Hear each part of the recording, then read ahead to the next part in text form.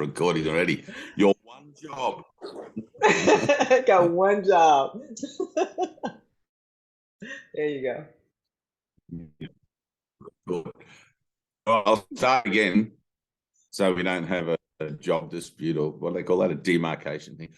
So I had this thing this morning about the kaleidoscope, and with lesson 10 that you guys just read, my thoughts don't mean anything, right? One of the things that I come across a lot, because I've been doing this for a fair while now, and some of you guys also, one of the things I come across a lot when I do a group, or there's new students or someone who's perhaps never heard of the course or anything like that, is there's a kind of an obligation that goes along with giving someone a copy of the course or introducing them to a spiritual path, is that there's an inherent willingness to try and represent it as best you can throughout, right? So it's not like you just give it and like, see you later, alligator.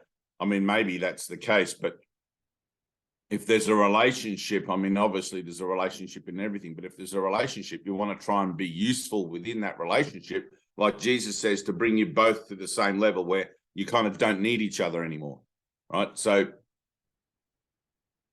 at the start of a relationship, one always has more, one always has less, and the miracle sort of brings that to, and then the relationship finishes and then the next thing goes on. But one of the things I find in those relationships, and it's like finger on my nose, is always thinking that when you read that lesson 10, my thoughts don't mean anything, because most people come to the course quite shell-shocked with the world and discouraged and everything like that.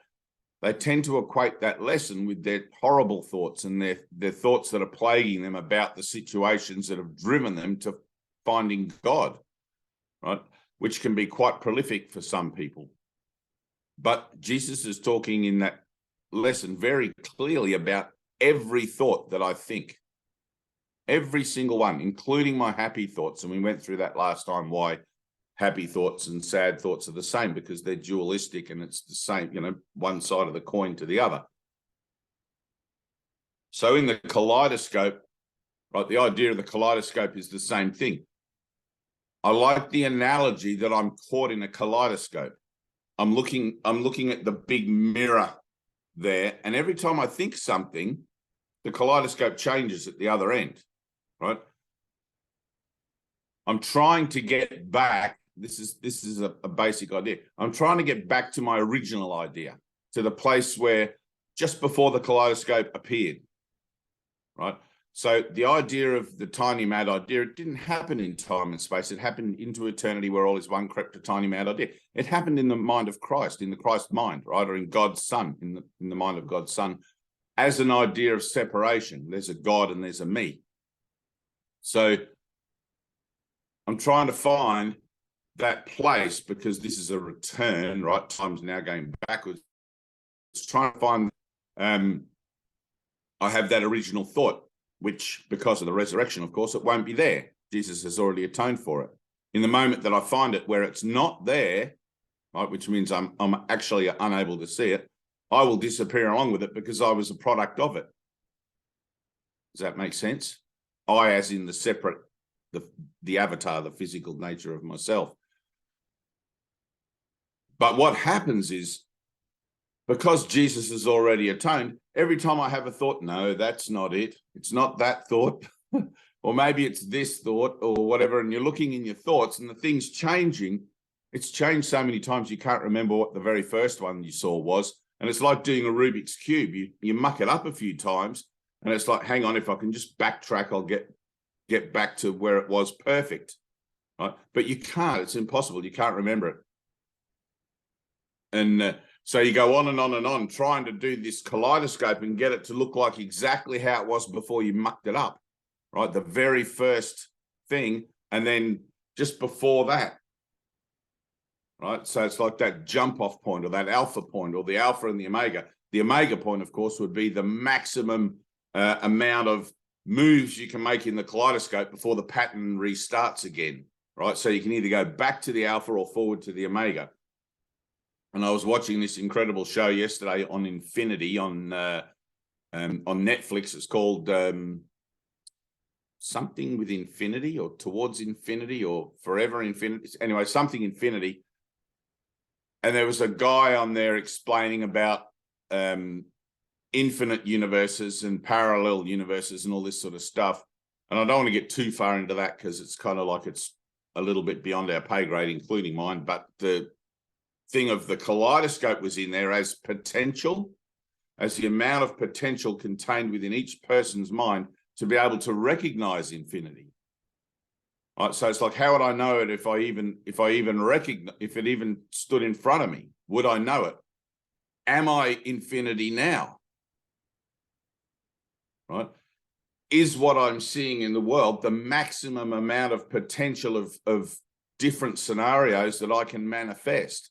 Right? But what happens is, and it always is, it's always total. Right? Time and but as above, so below, because God is whole and complete. So on earth, my potential must be always at its total max point. All I'm ever doing is changing what I want it to look like.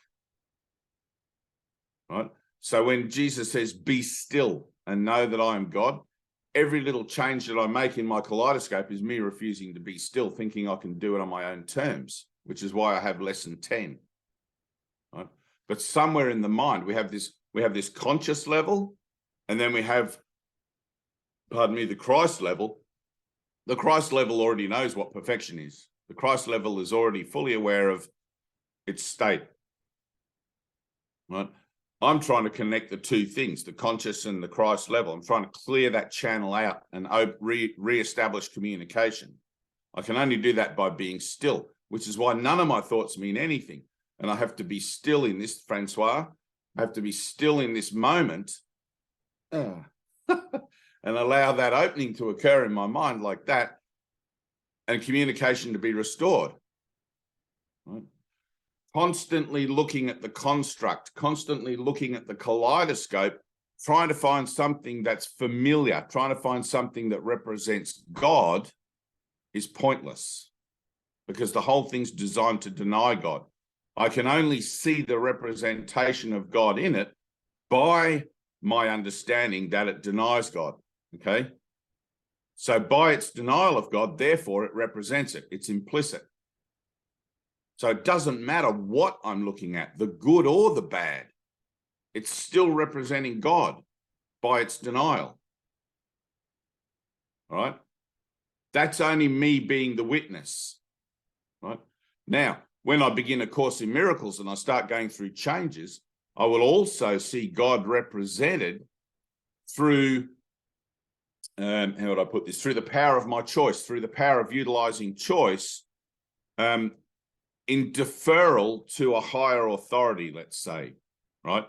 Because we don't know what the Holy Spirit is. It's the Spirit of holiness. What even is that? I don't know. It's just something I read in a book, right? It's just an idea that you can put some belief into because you want to.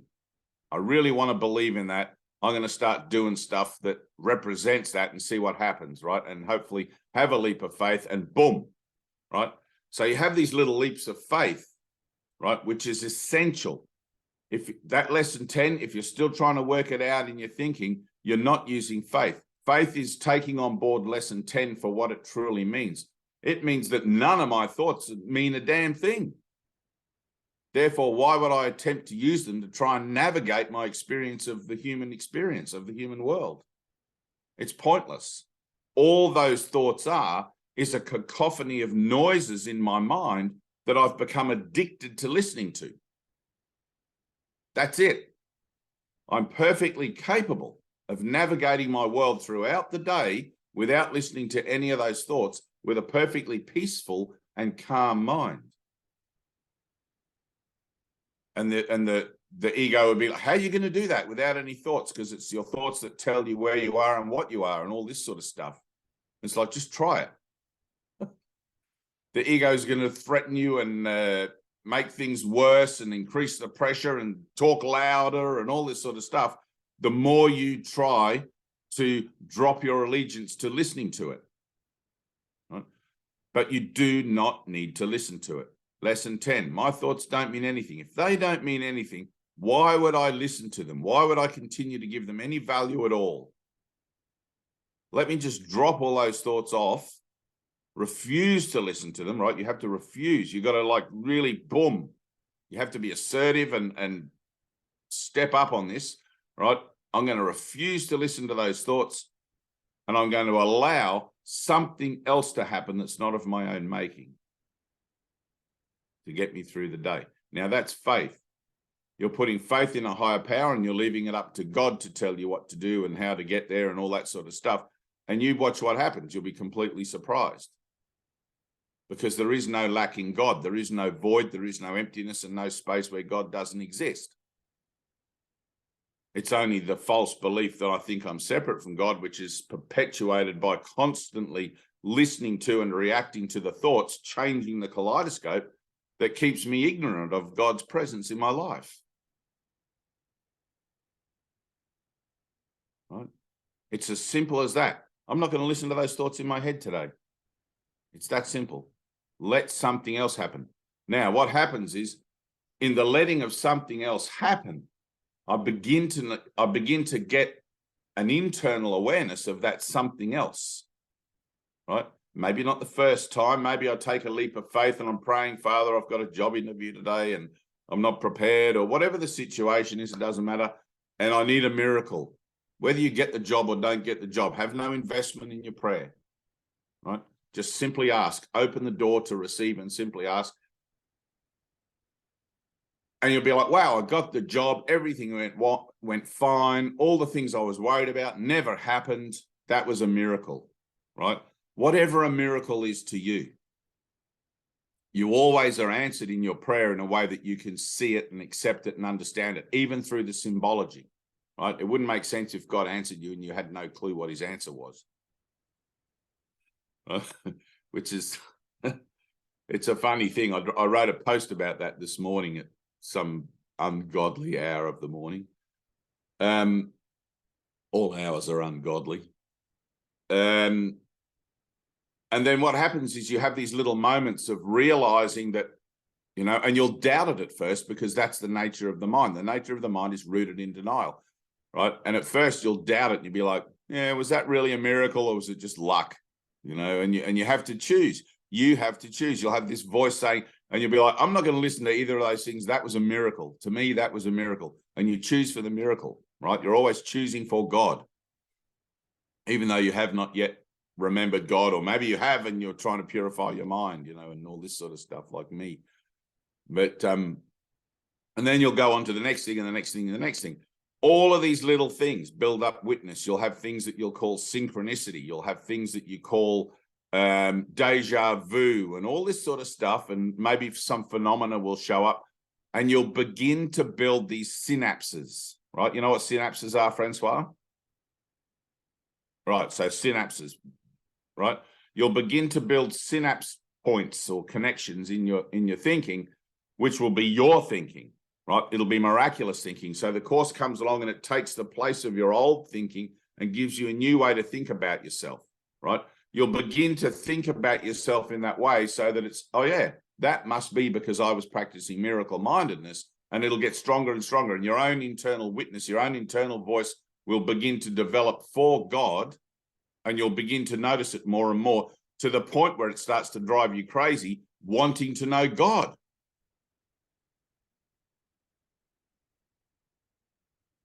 Right? You'll have, and I know in those things that you wrote to me, it's like, I really want God and all this stuff. Like, I can tell you in your heart space, man, you're there, you want God. Like, and I don't want to try and put that fire out with the idea of purification. I mean, purification is necessary too, but it's like, listen to your heart, right? I know that when, say, I don't know how to talk about this bit particularly because it's individual to me, I think, but you might relate to it. But when I had my enlightenment occurred in 1997, right? I didn't know it was going to happen. It just happened. I walked into a room and I had the thought not to judge what was going on, and boom, the whole world vanished, right? And I was in back in eternity. After that, when I found myself back with a vessel and everything and realized that I just literally left the continuum, had a full-on thing. I was so high as a kite, right? I was so ecstatic. I couldn't stop laughing. I couldn't stop wanting to hug people. I wanted to tear off all my clothes and just run into town and go, woo! And like nothing applied to me anymore, right? Nothing in the world applied to me anymore in my own sense of myself. It was like all of a sudden, the word freedom doesn't even cover it. The word freedom is something that humans have because they have this idea of being not free. This was beyond even that, right? It's like, I don't know how to talk about it. And what happened was, because I was at a healing center where it happened, and somewhere there was this recognition I should be there because those guys were like me, right? Two fingers. And they were all doing Course in Miracles and stuff. But it was presented to me that I had to now purify my mind, use the Course to purify my mind so that I wouldn't waste what had been given me, and so that I could integrate the principles of transformation for myself and become a teacher for others, right? And the old man, like master teacher, presented it through TED to me that I was to become a teacher of teachers. And in a sense, that took the woohoo off my experience, right? It was like all of a sudden I had to study and study hard and study quick before my ego, and I could see what my ego was doing, right? It's like adding octane fuel to a very old car. It's likely to blow up the engine. And I could see what was going on, and I reluctantly surrendered to mind training. And I spent every day for the next 6 years with my teacher, Ted, 6 days a week, and like literally almost all day and into the night sitting with him and listening and doing other stuff, workshops and things. But it took a lot of that woohoo out of me, okay, and gave me something else. For you, you've got a lot of passion for God. You want to know God. Now, there's two paths to enlightenment. One is through purification, and somewhere you have the experience along the way or at the end or whatever, right?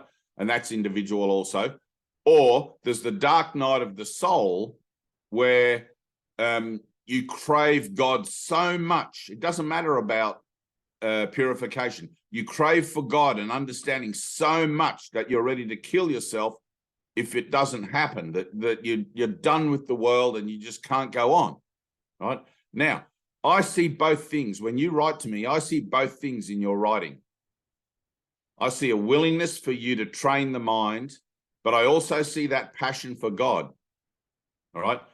I don't want, and right, and this is, I don't know how to talk about this because it's not my experience, but this is yours. I'm just going to give it to you and see if it sits with you anywhere. I don't want your mind training to dampen down your passion for God, like mind training did dampen down my after God. Okay? So don't think that this internal urge and this internal passion for God is something that you have to get away from, right? Because I know it tears you up inside, because that's how I was in the dark night of my soul. It tore me up inside so much that if I didn't find God that night, I was going to kill myself. And I knew I meant it. That was it. I'd tried before and failed, but I meant it, right? But literally that passion, forget what the ego tries to tell you, right? The ego is going to say, oh, you'll never find God. You may as well just kill yourself. And don't listen to that side of it. Just stay in the pure passion for God, right? It's absolutely...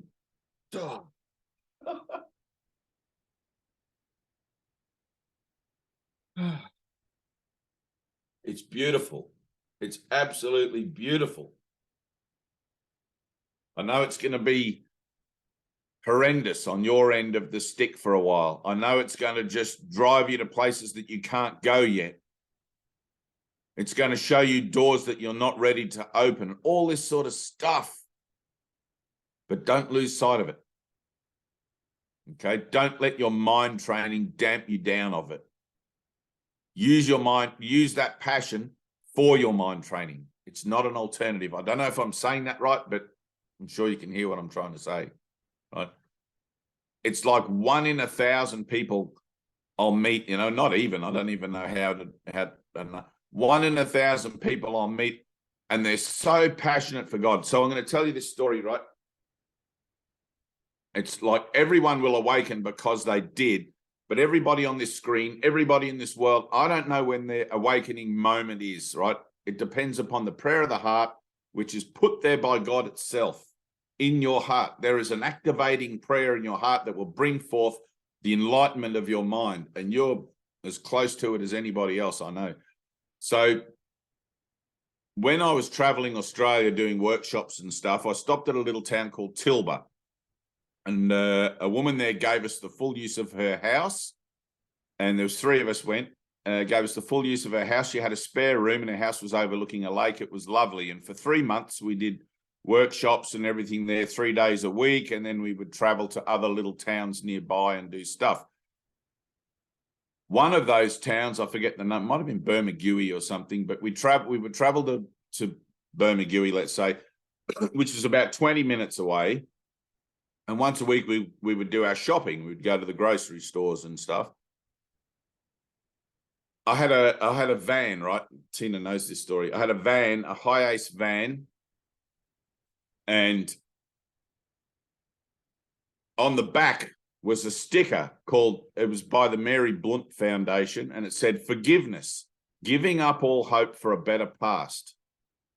Right? And it was on the bumper sticker, "Giving up all hope for a better past, forgiveness." In the back window of the van, we'd put a big piece of cardboard and written "A Course in Miracles" and our contact number and something else. Anyway, we were leaving the car park of this big supermarket, and another car started following us out, and they followed us all the way home.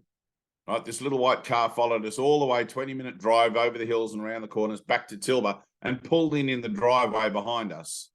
And 2 women got out, a mother and a daughter.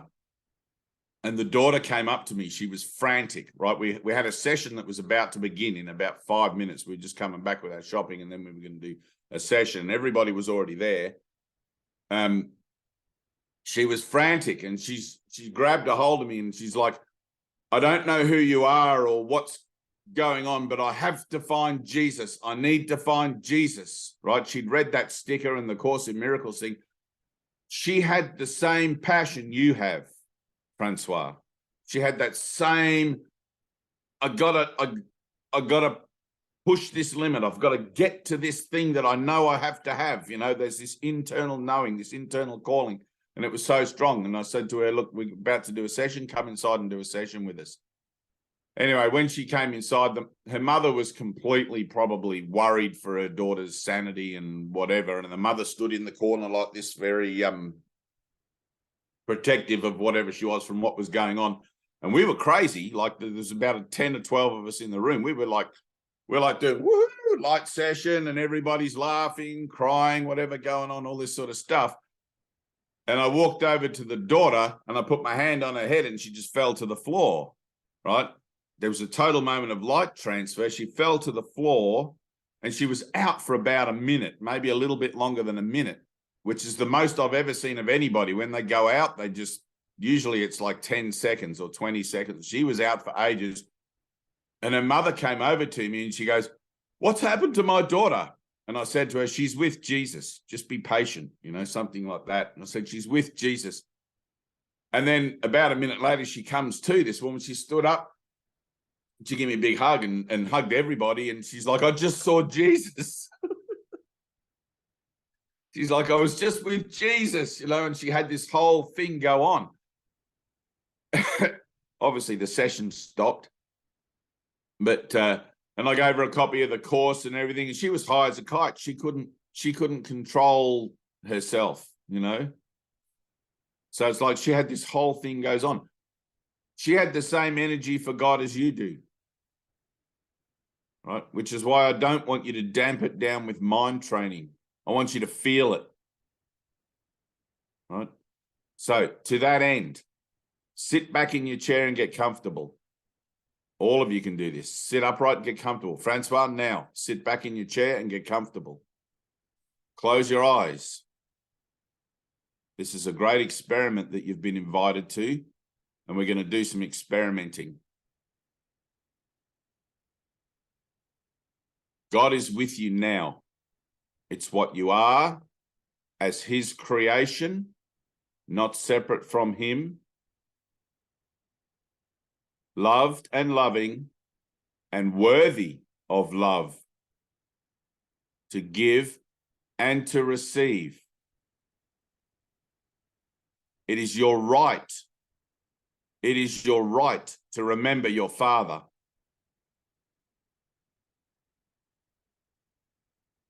You must ask. The prayer must come from your heart. You have to feel it, how much you want God. More than this world. Lesson 10, my thoughts don't mean anything. More than your thoughts. Your thoughts about God cannot reveal God to you. You must bring yourself to the place, bring yourself to the inner altar and put yourself wholly on it.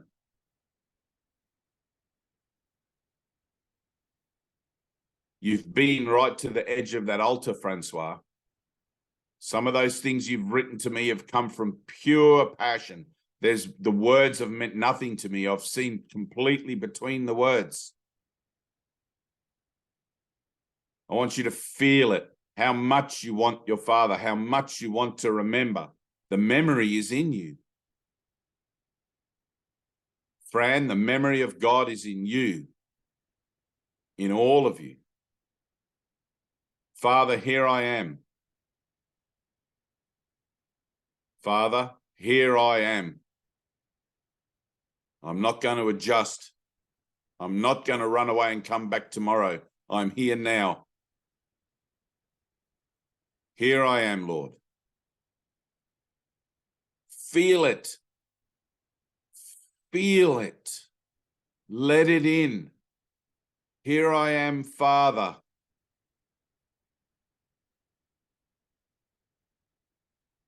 Let it take you to that place where you can't take it anymore.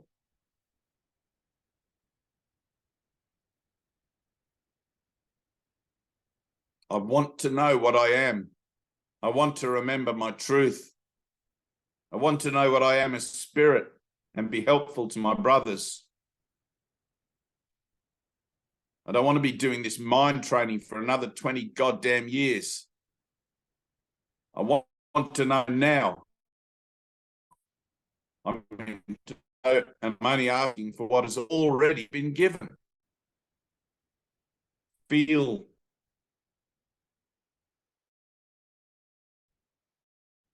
Feel. Here I am, Lord. And stay in that place. Be still. Stay in that place and be still in your mind. Here I am.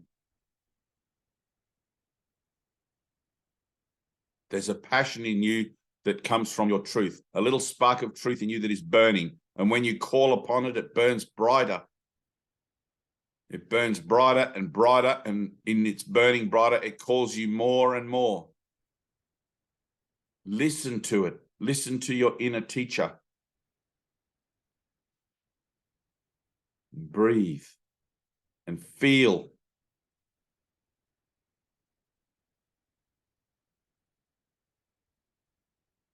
You can feel the calling of God.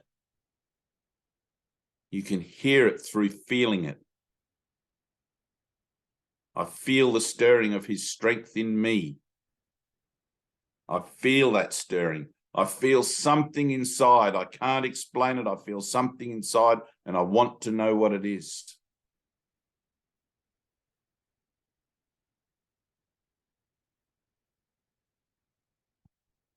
Francois, look down.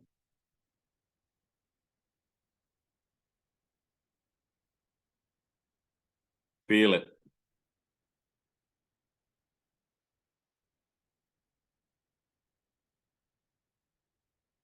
Good. Yes. Sharon, camera on, please, if you're going to participate.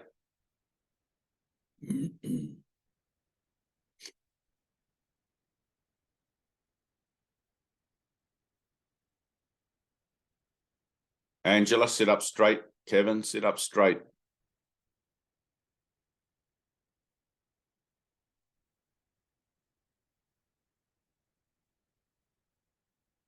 Here I am, Lord. Breathe. Yes, Tina. Push. I think it's lesson 16 where Jesus says, imagine a thick bank of clouds in front of you and push through them. You can't push through those imaginary clouds with your imaginary hands. You push through them with your passion. You push through them with your conviction, with your willingness to listen and to hear.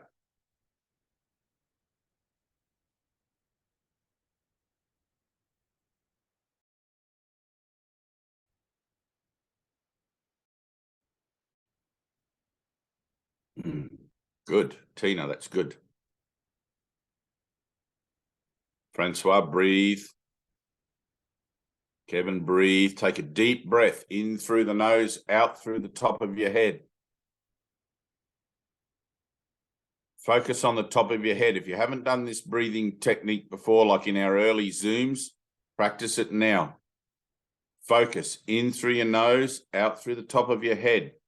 In the top of your head, if you focus after a few breaths, you should feel like a little breeze, like a little air coming out of the top of your head.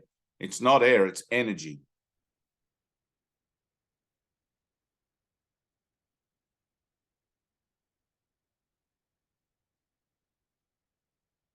Breathe.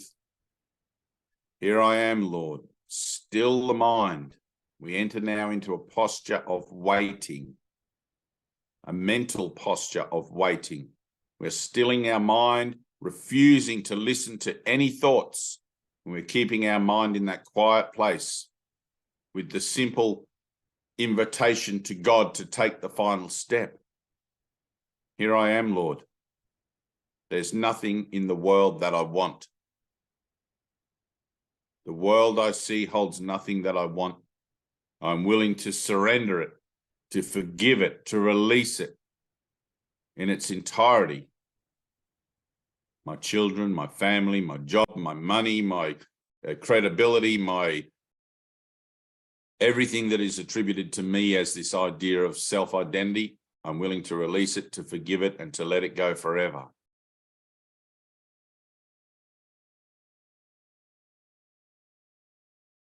Breathe.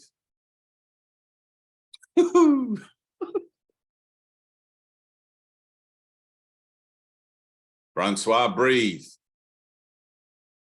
Deep breaths, slowly in, slowly out. Good, Tina, good. Stay there. Stay in that place. Don't adjust to it. Do not adjust to it. You may call it pain. You may call it discomfort. You may call it whatever you want to call it. But everything is God. Everything is energy. It's like you're going back through the birth canal energetically. It's going to be uncomfortable just for a second. There's going to be a moment of terror, a moment of what the heck, and then boop, out the other side. Breathe. Yes, it's good. You guys, if you haven't watched some of those early Zooms where we do this, Tina will send you the link and you can watch some and you'll make yourself proficient in this technique. It's really cool. Here I am, Lord. Here I am. Here I am. And then refuse to adjust. Here I am. It's the one time when you can successfully and legitimately use entitlement to get what you want. Because you're entitled to remember your Father. Your Father is calling and you have answered. Your Father calls, you answer. Yes, Lord, here I am. I want to remember you. I'm willing to forgive. Whatever it takes. I don't even want there to be anything to forgive, not in the future or the past or now. It's preposterous. I just want love, unconditional love for all living things. Good, Anna. Good. Feel. Fran, feel deeper, reach deeper. Don't get astral with this. Francois, feel it deeper. Remember how you've been in those texts that you sent me. I want you to go deeper than that. I'm damn sure it's in you. I can see it in you. I feel it in you. Angela, the same. Go deeper. Feel. Feel your longing. Feel that longing to remember your Creator. It's there somewhere. Just like Sharon, she's there somewhere. There she is.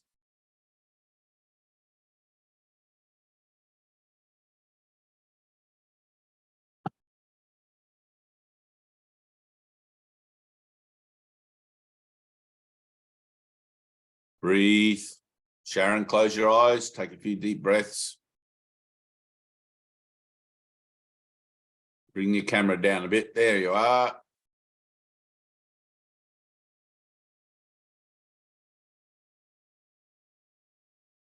Breathe.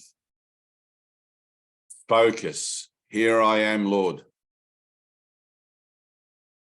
Here I am. Be assertive. Be passionate.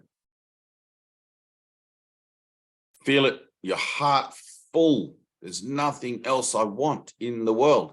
Everything out there ends in death. What is the point? Even if there is something out there, perhaps I'm not even being honest with myself. I'm willing to let go of it. Maybe there are things in the world that I think I still have to accomplish. I still have to fulfill obligations and contracts and deals.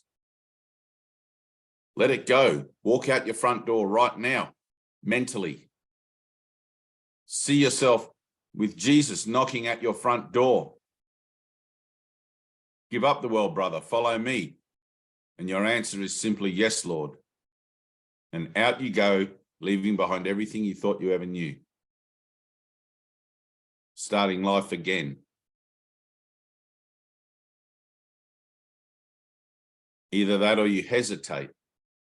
If Jesus knocks on your front door, too late. The kingdom of heaven waits for no man. Breathe. Take a deep breath in slowly, out slowly through the top of the head.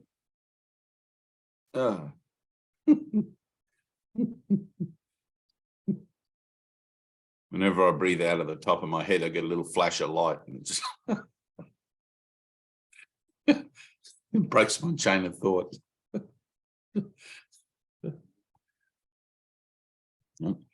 Francois, this is what you must develop. Right? Here I am, Father, is a state of penitence in the mind, a state of going before, or a state of order, where one of a lesser order goes before one of a greater order. Think of it that way. It's by no means a state of supplication or anything like that. It's not that you're less in power or magnitude or anything else. You're exactly equal. But there's a willingness and an admission to accept that God is your creative source, whereas your ego would have you assume that you are your own creative source, that you are God, which of course we know is not true. You are of God, and therefore God itself, but you are not the creative source. That's why you have to have an experience so you can understand it. It's like literally, it's beyond human understanding.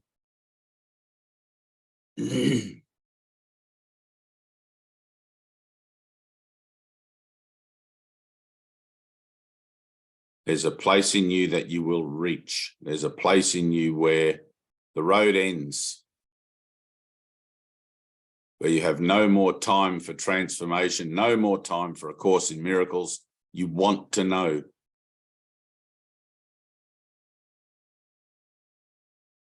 Don't get stuck becoming a student of A Course in Miracles. It can't help you. It can only show you how to help yourself. A doctor does not use his study books to become a doctor and then continue to use them. He puts them on the shelf and he becomes about the practice of being the doctor.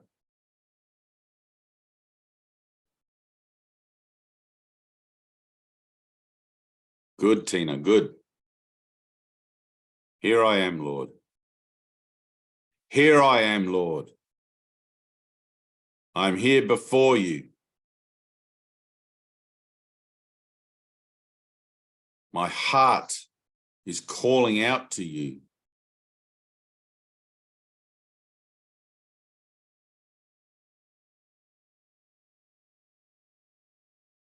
Good. Francois, look at Tina. Look at Anna. That's you.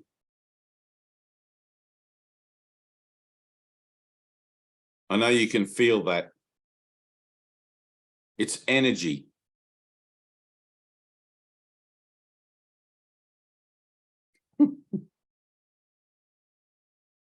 Breathe.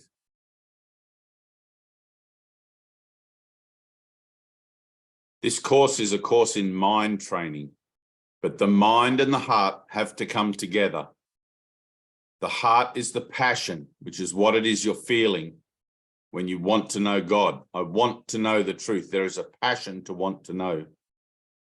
The mind is the decision maker. It chooses to know. Right? The power and the passion are both within you. The power of decision and the passion of the heart. You have to bring them together. There's a place where you can go no further. You've chosen for God.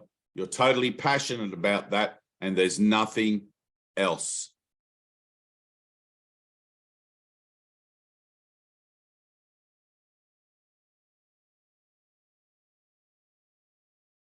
It's like Francis of Assisi. He had a little ministry going and left the war and rebuilt a church, figuratively or symbolically. Started a monastic order, probably not by his own choosing. It was probably started around him, I think. And then at some point in all the doing for God, he realized that he had still not experienced God directly. And he went off on his what do you call that? His pilgrimage across the mountains to find God. He didn't know if he was going to find God on his pilgrimage or not. He just knew he had to go. He had to do it, whatever it was. And he just started walking and he trusted and he had faith, which is what a pilgrimage is. And at some point along his pilgrimage, he received the wounds of Christ, the stigmata, the 5 wounds, and eventually succumbed to those wounds some months later and passed away. What also occurred to him through the receiving of those wounds, I don't know. I don't think it's ever been written about or he ever spoke of it. But whatever occurs in the physical is also in the spiritual. I can imagine. I can imagine he wasn't the least bit concerned about his wounds.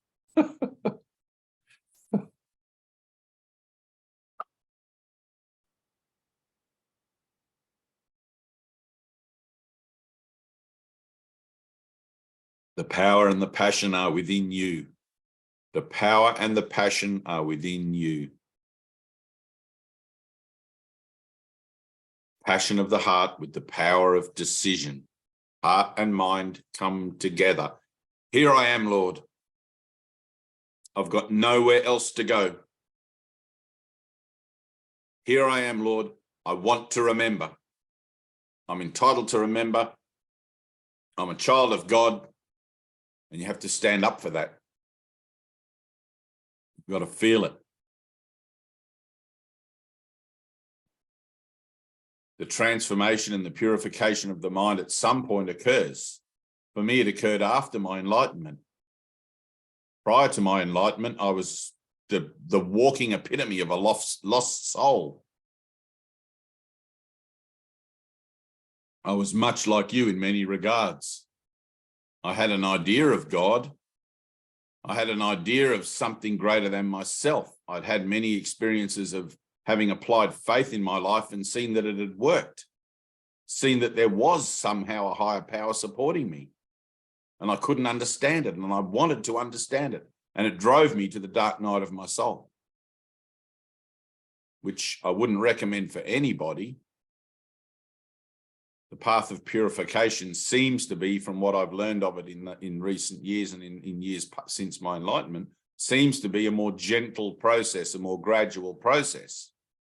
But it too is not without its emotional upheavals and its confrontations and all of these sorts of things. Which path is best for which person? I don't know. I can't say. But I know when I recognize passion. I know when I see it. And in you, Francois, I see it. In Tina, I see it. Anna, I see it. It's something that drives you and pushes. The love for all mankind, the love for all living things. Let that love be your torment, because it's a torment of love. The torment of love is not a painful torment. It's purposeful.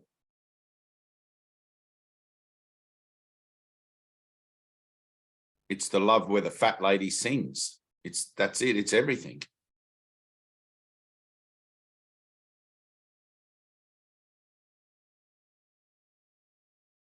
Breathe.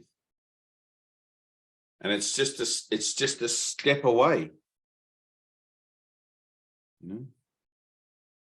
I've seen people going from a state of mind where they're completely downtrodden in the world, and within an incredibly short period of time using the course, they've become incredibly passionate and vibrant about life.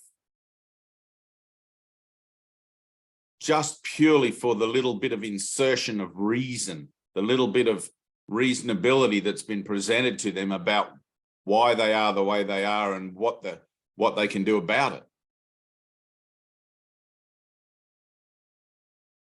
Our brother Dean, who he doesn't come to the meetings, but who's here with me. When I first met Dean, he was suicidal. He'd lost 5 family members in the space of 2 years, all by tragic circumstances. He didn't want to go on. He'd had nothing left. His whole life was just fallen away, and like everything around him was just not worth living.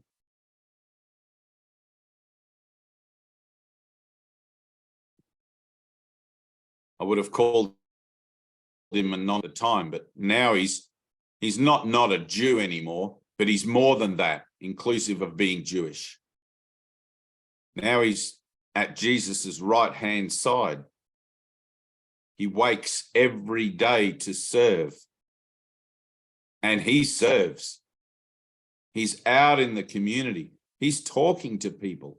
That's his journey, his path. What yours is may look completely different, but he's totally passionate for his resurrecting life. He's totally passionate for the changes that are occurring in him and occurring in the people around him through him. And it's beautiful to see.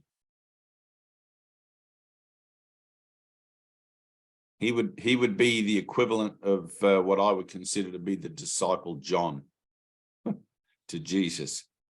He's just about his Father's business, start to finish. And it's a joy. It's a joy to see him and to be in his presence.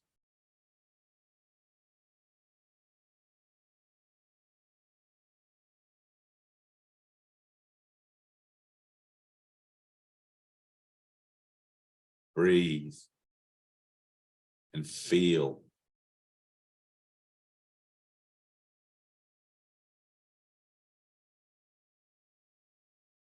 Ready? Yeah.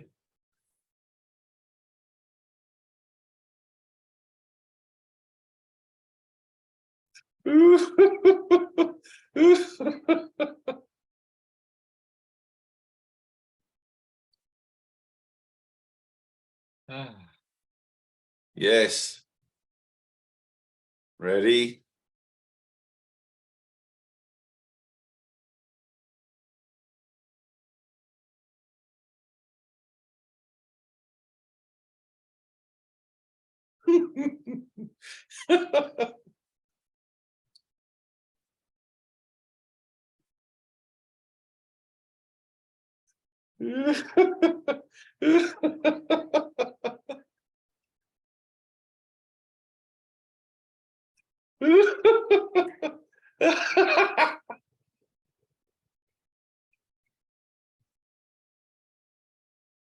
Open your mind. Here I am, Lord.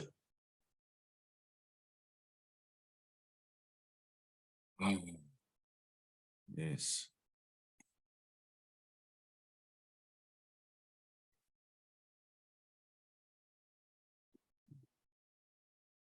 Sharon, camera on, please. If you're going to participate, it's fully or not at all. All or nothing. You had it on before, so I know you can put it on again. Please leave your camera on.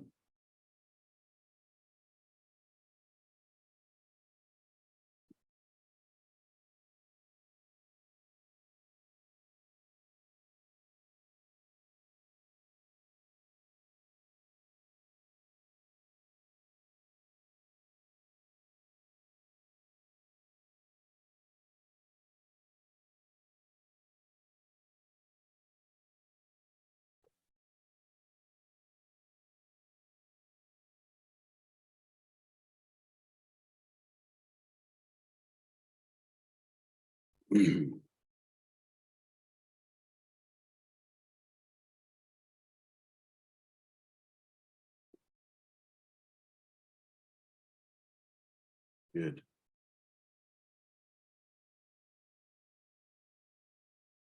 Breathe. Don't fall asleep. Breathe.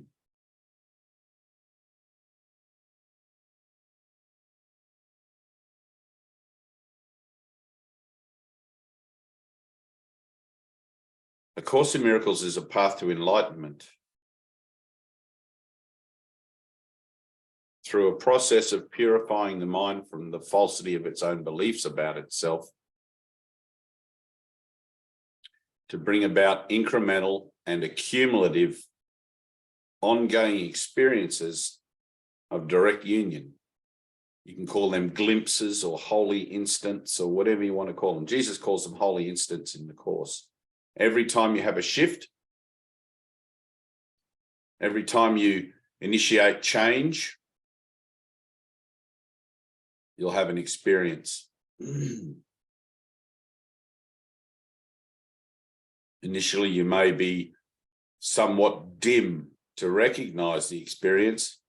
Don't worry about it. Just keep going. Some of these things are going to come as quite of a shock, and some of them are going to come unexpectedly, etc. And the last thing that the Holy Spirit wants is to scare you more than you already are. And you might think that within the confines of your homes and your familiar surroundings, you feel quite safe. You feel quite okay. But remember that for almost all of us, me included, outside of what we reference as our safe places or our comfort zones, the world is a violent and unpredictable place. I remember watching a little video clip of some people that went on holiday to New Zealand to see this volcano, and while it was there, while they were there, it erupted and they were killed. So even on holiday, where you think you're having fun and doing things, it's like the world is unpredictable. You have to really look at the world for what it is with open eyes. Safety zones and places where you feel comfortable aren't going to be button pushers for you. You can look at the world physically and allow it to push your buttons and activate you, or you can do it in your own mind. You can look at the world and realize through a process of reasoning that everything in the world ends in death. From little tiny garden bugs to great big planets and solar systems. As far as we know, we're the last planet with living life on it in the universe. Everything else has died out over the course of 130 billion years, or however long science thinks it's been going, which doesn't really matter. But here and now, what have we got? We have each other. We have this beautiful support network for coming to a place where we're learning together that it's okay to feel like shit. It's okay not to like the world. And in fact, Jesus tells you, until you hate the world, you cannot follow me. You've got to really see it for what it is. Otherwise, you're still going to be hanging on to hope. Hope is the denial of certainty. Try to hear that. The resurrection in you is certain, but hope is the denial of it. Hope denies the what do you call it? The power of hope denies truth. Give up all hope, ye who enter here. You have to let go of hope.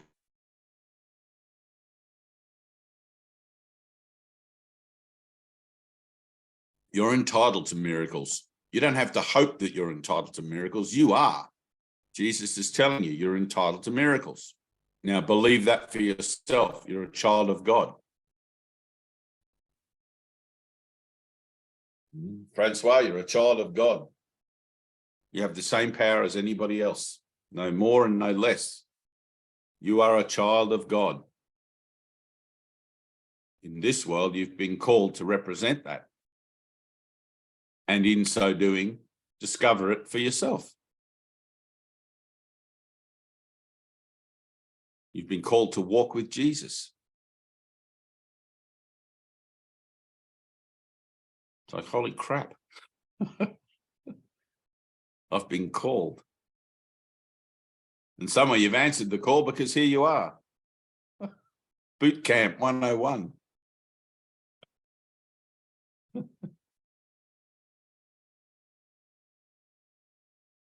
And it's a beautiful thing. All right, I want to do a lesson, but I don't have my book. Just give me a second. I want to do lesson 26. Oh.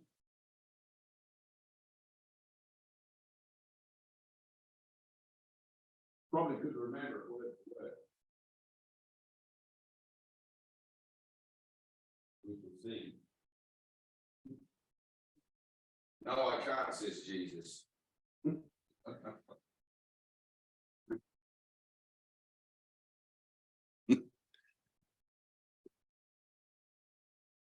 Jesus always has a good laugh at me, with me perhaps, but generally at me, I think. I said I could probably remember the whole lesson word by word, actually, and Jesus just said, he said, no, you can't. All right. Lesson 26. My attack thoughts are attacking my invulnerability. Francois, listen. Don't read along, just listen. My attack thoughts are attacking my invulnerability. You want to know what your attack thoughts are? It's every thought in your head. Every single one. If you think you're looking for attack thoughts, it's like the next one you have is an attack thought, including this one. Right? My attack thoughts are attacking my invulnerability. It is surely obvious that if you can be attacked, you are not invulnerable. You see attack as a real threat. That is because you believe that you can really attack. And what would have effects through you must also have effects on you. It is this law that will ultimately save you, but you are misusing it now. You must therefore learn how it can be used for your own best interests rather than against them. Because your attack thoughts will be projected, you will fear attack. And if you fear attack, you must believe that you are not invulnerable. Attack thoughts therefore make you vulnerable in your own mind, which is where the attack thoughts are. Attack thoughts and invulnerability cannot be accepted together. They contradict each other. Right, so I'm reading this lesson, and it's easy to be third person in the lesson and look at it and go, oh, that's interesting. You have to really take it on board that Jesus is talking to you directly. There's not 2 million copies of this book in print. There's one, and it's the one you're reading, and it's being spoken directly to you. And that's how you have to take it on board. This is my direct curriculum from Jesus, from the Christ mind. When I read these words, it's like, holy crap. They resonate in me like something being spoken directly from the ascended master himself. Perhaps I may not understand them. Perhaps they might seem quite abstract to me at the time, but it's through their use that I come to learn what they mean. Okay, which is why in these workbooks, there's always the application part. I have to use the lesson. The idea for today introduces the thought that you always attack yourself. If attack thoughts must entail the belief that you are vulnerable, their effect is to weaken you in your own eyes. Thus, they have attacked your perception of yourself. And because you believe in them, you can no longer believe in yourself. A false image of yourself has come to take the place of what you are. You are the Christ. You are the Spirit. Eternal and whole, loved and loving. That's all. You're not something else other than that. You can obscure that from your own awareness, but you can't change it. Practice with today's idea will help you to understand that vulnerability or invulnerability is the result of your own thoughts. Nothing except your thoughts can attack you.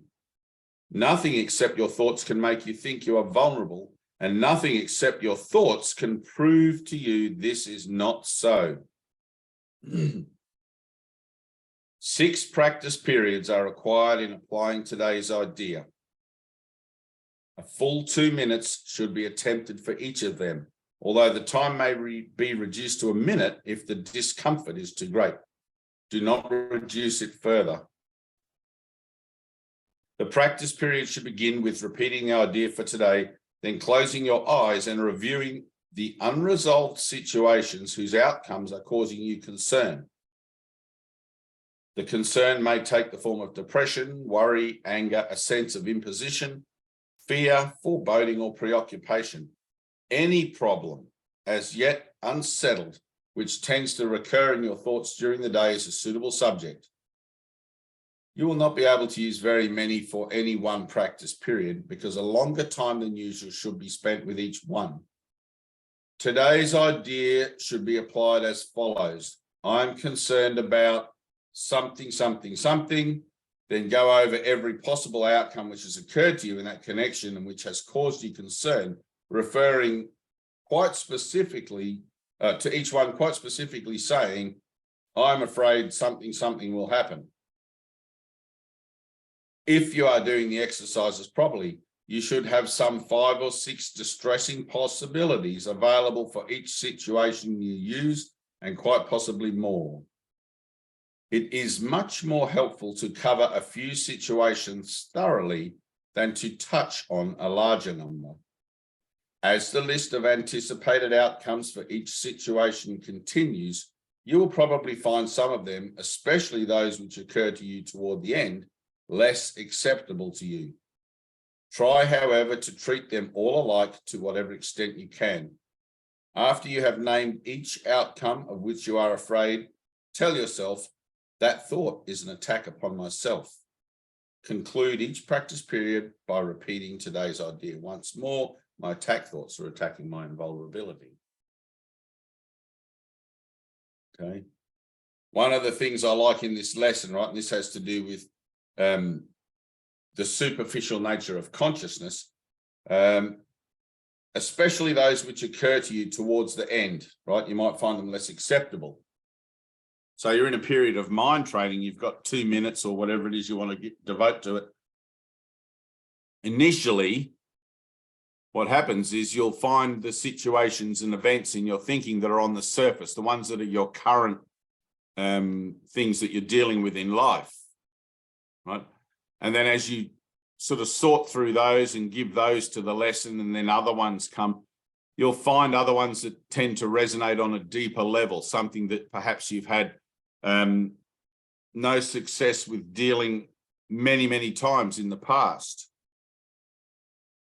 Things that reflect back to trauma and things that reflect back to situations that are unresolved from childhood, perhaps even things that you really have tried to put out of awareness, right?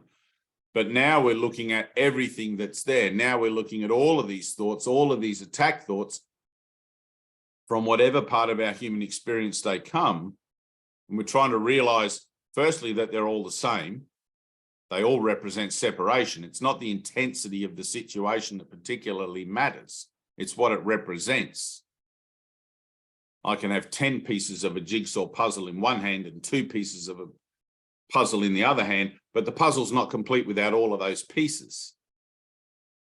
I have to give 10 just the same as I have to give 2 to make the puzzle complete, right? So the intensity of the situation as it appears to you doesn't really matter. The miracle accomplishes the healing, not your capacity to understand the healing, right? Which is why it's a miracle. You may have a greater emotional response to some situations than others, but that's of no concern to the miracle, right?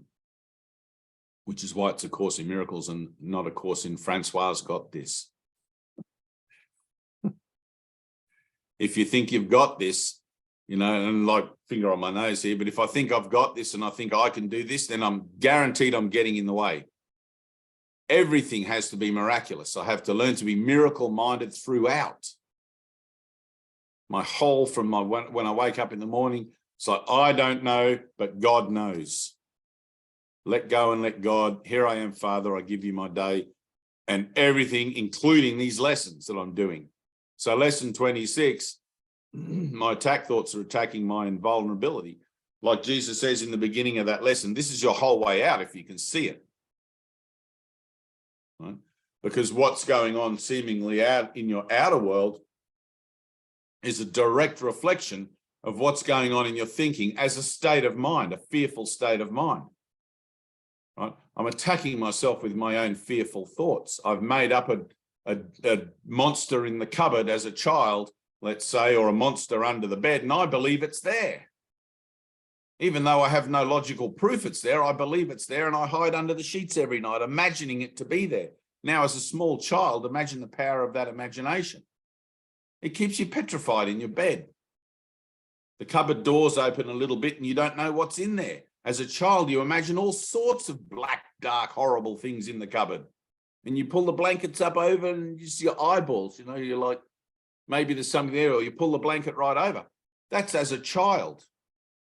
Imagine that state of mind growing to human maturity. Right? Did you deal with it then as a child? And I'm just using a very simple example. No, you probably didn't. You probably think that you grew out of it. But that's the same state of mind that you use now. You imagine possible scenarios for things that don't actually exist. Right? This is the human nature. Human nature tries to eliminate the variables, eliminate the possibilities out of any particular situation before it takes a step into it. That's not faith. Unless a man lives by faith alone, he shall not enter the kingdom of heaven. The kingdom of heaven is simply a state of mind where you have no concerns or cares about your earthly life whatsoever. You're free and you know it. You're completely nurtured and loved by a creative source, and you know it. You feel it in your heart. It embodies your experience here. It's something that just people look at you like you're crazy. It's a funny thing. So my attack thoughts are attacking my invulnerability. It's like when you're ready and when you're willing, you'll be able to look at those attack thoughts. It's like Jesus says in the Course, seek for the blocks and find them. This is a journey into fear, not away from it. This is a journey into fear. We're going to consciously, deliberately, and determinedly look for our fears. We're going to uncover them wherever they are in our thinking. We're going to expose them to the light of truth and let them vanish like mists before the sun, Jesus says. One after the other, after the other, after the other. And when the first one falls, it'll be like dominoes. They all fall, because you'll see that if fear has no foundation in one circumstance in your life, then it obviously has no foundation in any circumstance in your life. Right? And people will try to tell you, well, there are reasonable fears, you know, like a fear of the hot plate. If you put your hand on the hot plate, and so, no, that's just reason. That's not really fear. That's just, you know, being sensible. The body has its limitations and everything, and you want it to be useful to you whilst it lasts in salvation. Let's not do anything stupid. Get it? Stick with your mind training. Keep that passion alive, because it will push you through. Right? I'm choosing for God. I've got the passion to do that. Boom, I put those two things together in this situation, that situation, this situation, and look what happens. Miracles after miracles. Any questions, Francois? I'm just kind of picking on you a bit today because I know you've got a lot going on. I want to give you as much of what I can as possible.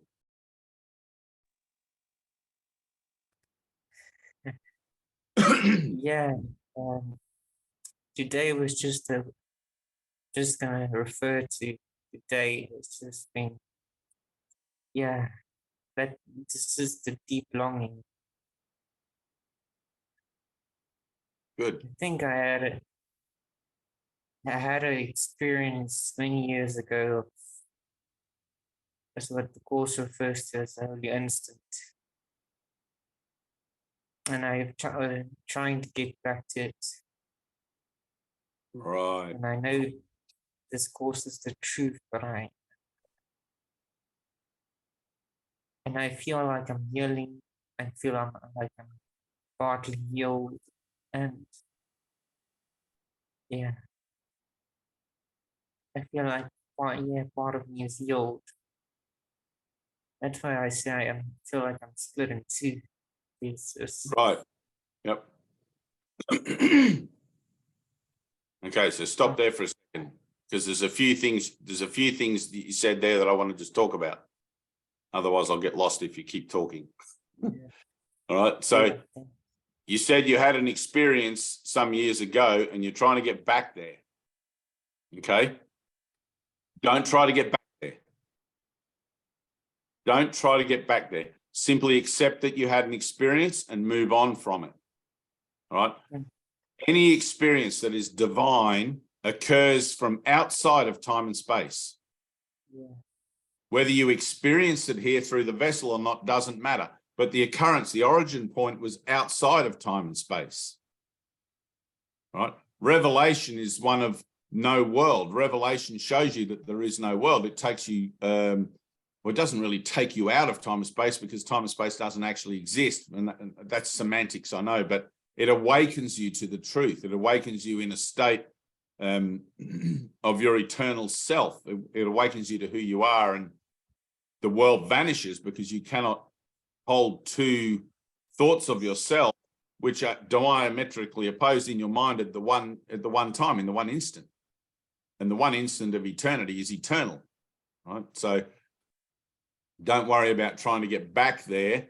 It's like Jim Carrey had an experience of realizing that he was one with all things in the presence of Eckhart Tolle. Right? He went and did a workshop and whatever, and somewhere along the line in that workshop, he had an experience of realizing that he was the clouds and the mountains and the trees, and he was one with all things. And when he was talking about it, he said exactly what you said. And ever since that experience, I've been trying to get back there. Right?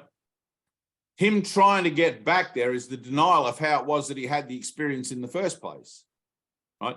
That experience happens through the relinquishment of trying and the total adoption of a state of acceptance, and if you want to call that surrender, you can. Right? So trying to get actually working against your own best interests, working against what you're trying to do. You can't try to get back to something that you already are, right? Yeah. The experience that you've had in the past was actually at the end of time that you are heading towards, okay? Now, you can have that at the alpha or the omega. Imagine time like a tunnel, and you can go out one end or the other. We came in through the alpha, let's say, and we headed out through the omega. Or if you turn that tunnel on its end, right, and you look through both holes at once, it's now.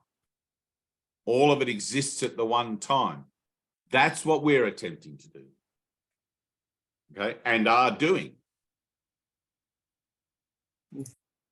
We're and omega together, turning that time tunnel on its end, and we're seeing all time as one moment now. Okay? This process of unlearning and relearning that you're going through is something that seems to take time, but remember that the miracle collapses the time that takes. Now, miracles are your right, but purification is necessary first. The purification is what you're going through right now. Okay? It's a process of reinterpreting the defense mechanisms of your mind so that they work for your Christhood, not against it. Okay? You can't simply abolish them because you made them and you believe in them and you've given them value. So the Holy Spirit reinterprets them so that you begin to use them differently, right? When you begin to use them differently, then more can be given to you, right? It's like I wrote a post this morning about prayer. And in that post, I had somebody say to me a while ago, actually, it just popped into my head this morning, but a while ago, and it's common when I talk to people, they'll say to me things like, oh, I've been praying about this, but nothing seems to have changed, right? And so they assume that the prayer wasn't heard or it failed or perhaps there's no God, right? Perhaps God's not listening, right? Now, it's never that the prayer fails, but you can be completely unaware of the answer, right? Yeah. That's because your defense mechanisms are geared to reject the truth. God is only ever going to answer you with some form of the truth that you can understand. But if the thinking of your mind is been overtrained to reject that which is divine, it's not going to be able to receive the answer to your prayer. It'll still be given, and therefore it's never lost. But it means that you're not going to understand it. Something will happen throughout the day, and you won't even jig that was the answer to your prayer. Someone will say something and give you a direction. And, oh, that's nice, and you'll carry on oblivious to the fact that God just answered you. Right? So this is why your mind has to be open to all things being the divine will of God. Everything. Don't give it any meaning, but just be open to being shown. Right? When you allow everything to have when you allow everything to have the meaning of everything, including yourself, then you become automatically one part of a whole, if you like, in the world, and you'll start to see everything as the presence of God. You'll start to see that everything around you is simply God manifest, you included in that as, let's say, the observer of the situation, and you'll begin to notice things that you never noticed before. You'll begin to pick up on vibrations of things that seem to be speaking to you. All right. Now, I can't explain that because communication between you and God is personal, right? You and the divine is personal, and whatever it is to you, it is to you. But I know whatever it is to me, it is to me, because I've done things, I've heard things, and I've followed directions, and I've listened to things, and I've taken chances with stuff thinking maybe I'm crazy, but I'm just going to go and do this. And it's always panned out to be some kind of incredible beatific kind of experience that could only ever have come from divine source, divine origin. And it's nestled in my heart and in my soul and made greater the witness to truth in me.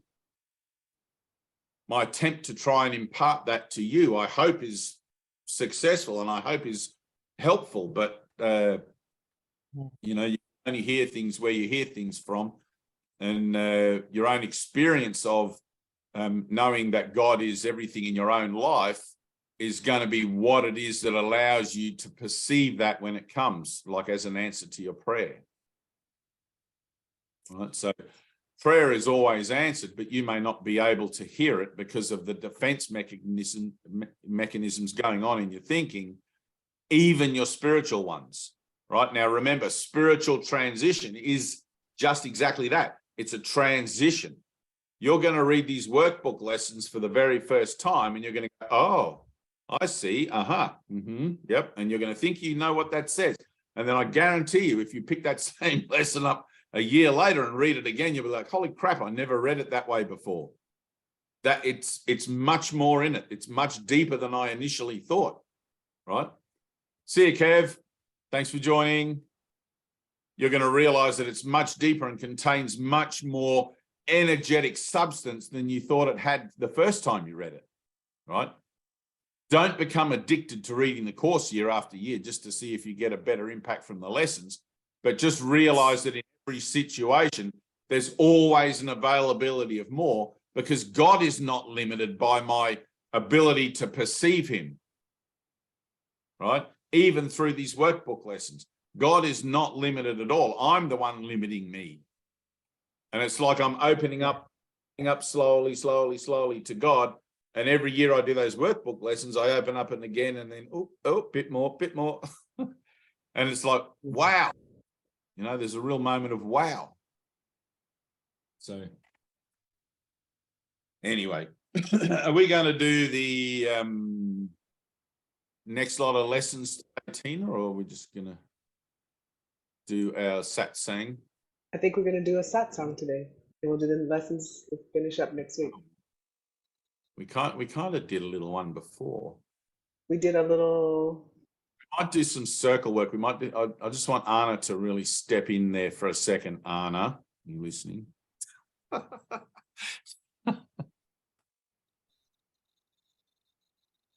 know This things felt that like our Satsang. I thought you meant right. This felt like our Satsang. But you want to do some circle work too? Yeah, this felt like the Satsang. And it feels circle. Yeah, it feels like doing the lessons with in my heart. Yeah. Next time. Oh, hang on. I've got my thing on. How do I? Anyone know how to turn off the torch on an iPhone? I don't know how to turn it off.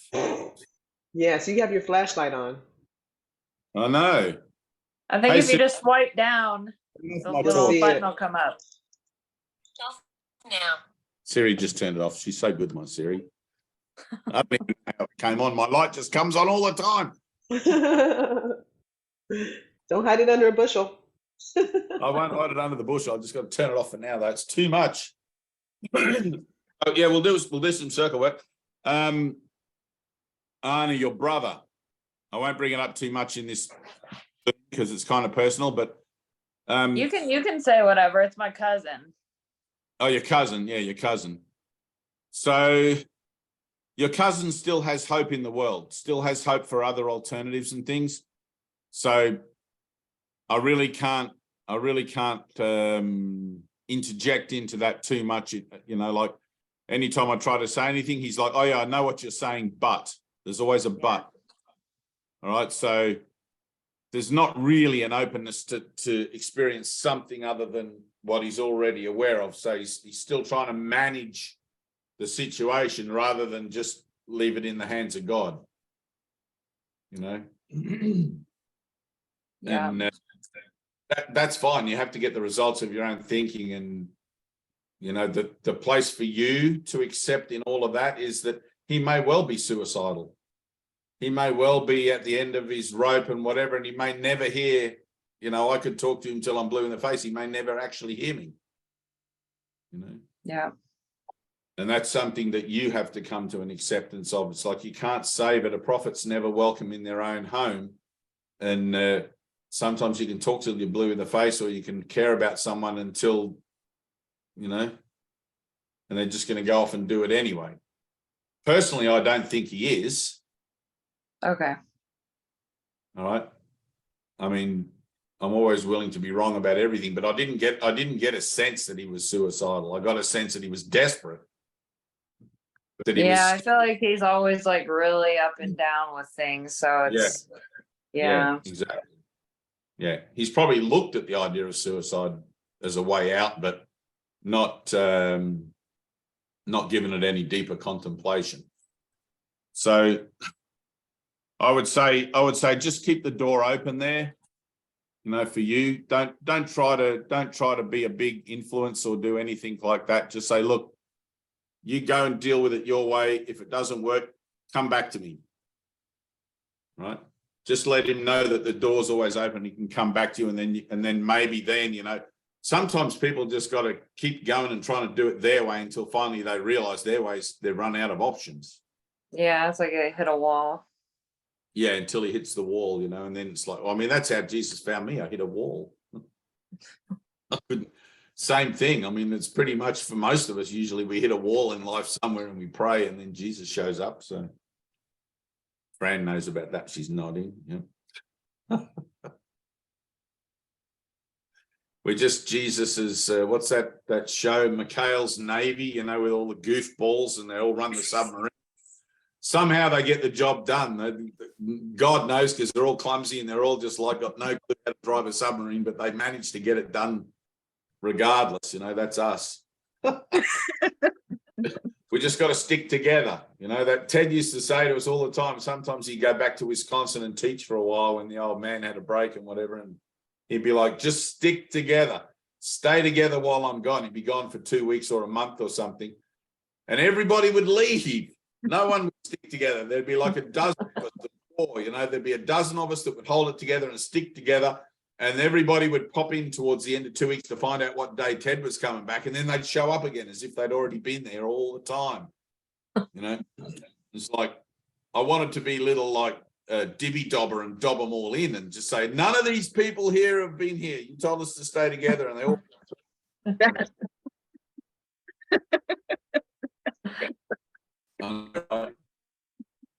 I never Snitches did. get stitches. Right. Yeah, snitches get stitches. But you Gold star. I've got pop-up. Yeah. But it's like, it's true, you know, like Jesus said, 2 in 10,000 will hear this. And you've got to really include yourself in, as I want to be one of those 2. Mm. You know, I want to be of the 2 in 10,000.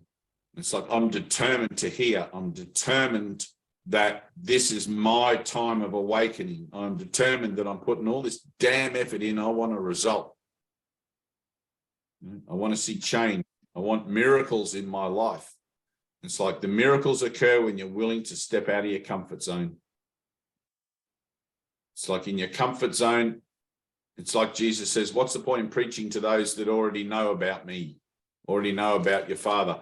Go out and find those who you know, which is why he sent the disciples out, those who have a thirst and those who hunger and all of that sort of thing. So the comfort zone, Tina's got her little ministry around her block. I can see that happening. Tina, she goes for a walk around her block, and there's homeless people, there's the down and out, there's everybody there. It's like, man, you're living in luxury amidst your ministry. You know, like, who's those evangelists, and they've got the $1 million houses, and then all the poor people come and give bigger houses. It's awesome. Tina. It's awesome. They'll all be living in your apartment soon, you know. Be like, can I just come in and use your? Can I just come in and use your bathroom? Always got stuff for them. It's always good. Oh, it's always good. I've been seeing. I saw that one video pop up of streets of LA, and since then, I guess because I clicked on it, I get more of that sort of stuff. It's like it's ridiculous how much homelessness you guys have. Yeah. I told you about the guy. What happened in the Bangladesh market? I told you that, right? Probably. It was amazing. Yeah, it was amazing. Well, the whole thing was amazing. The Bangladesh market, we had an encounter about Krishna and Jesus. Oh yeah, that guy.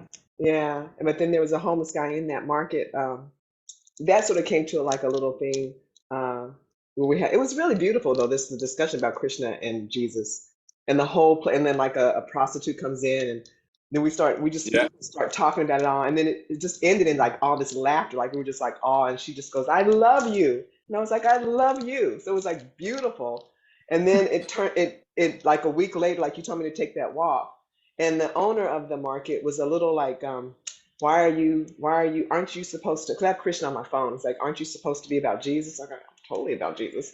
And I love Krishna too.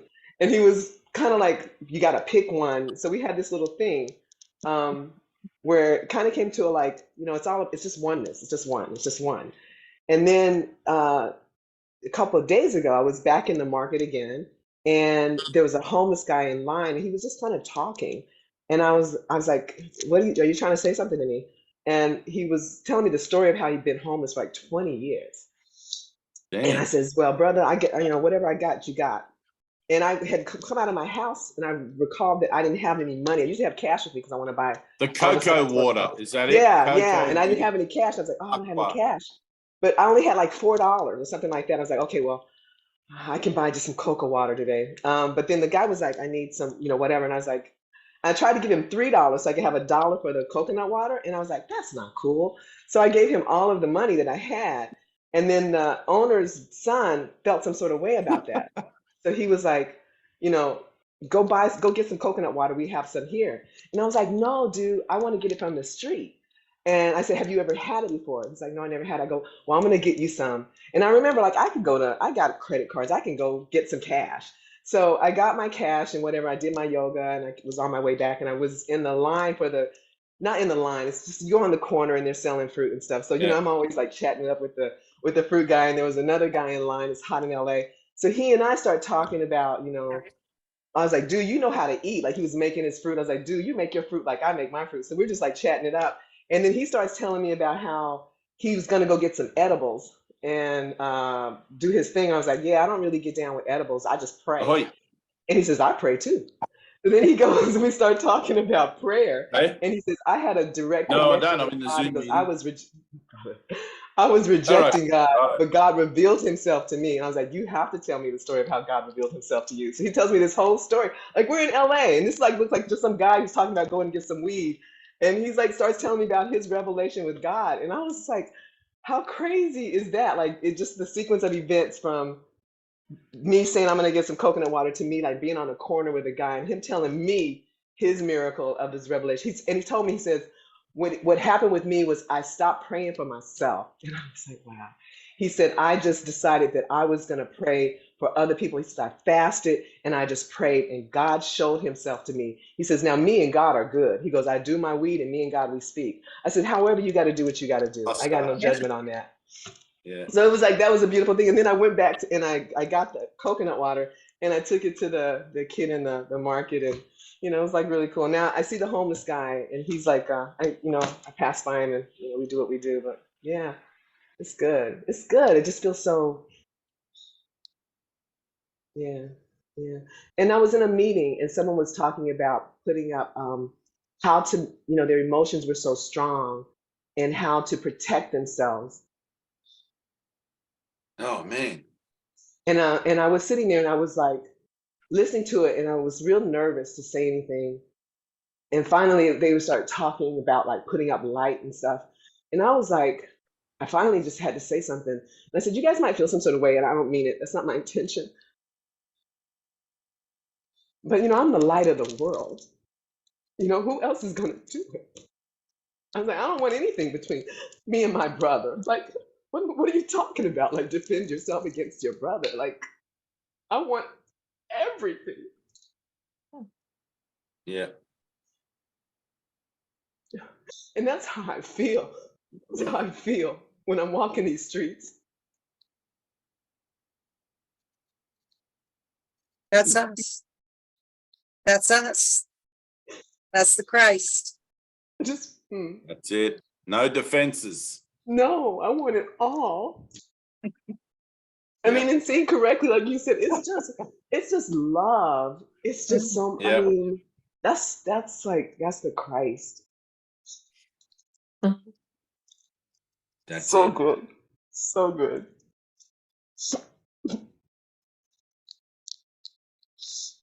Ah, yeah, come get this love. Come get this love.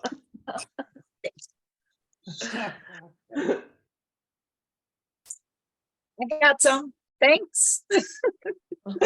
Come get it. Oh, yeah.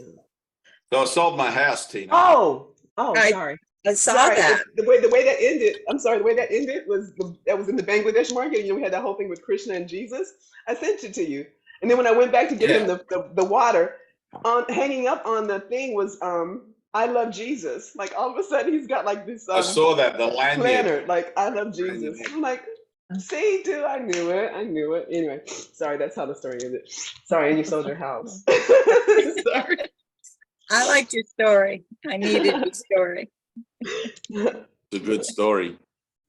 Beautiful. Things like Parable. that add, The parable. that adds up, Tina. That adds up as a thing in your mind and synapses and like that one little experience and adds up with all the others. And eventually you start to believe in yourself. You want to be the Christ. You're standing up for it. You had to say something in the meeting. Yeah. That's exactly beautiful and perfect. That's what I was telling Francois. You're going to have these moments, and they accumulate to the point where finally you can't not say something. You can't not be that. Mm-mm. You know, you're that now. And it's like I'm making my declaration. I'm standing up. I am the Christ. Yeah. Yeah. Yeah. Well, nothing. You only need to know it for yourself, but you know, everyone else I'm grateful to for giving me the opportunity to stand up and declare it. Everyone's planned perfectly. I'm the one. You know, it's a beautiful thing. Yeah, so I sold my house and I'm moving into a pub. So, which is A pub? a pub, a hotel, a pub. Like a pub? So A bar? yeah, like a bar. Awesome. So it's funny, you know, like I work in a tattoo shop. I'm going to be living at a bar and all of this sort of stuff. And it's like Jesus puts me where he needs me.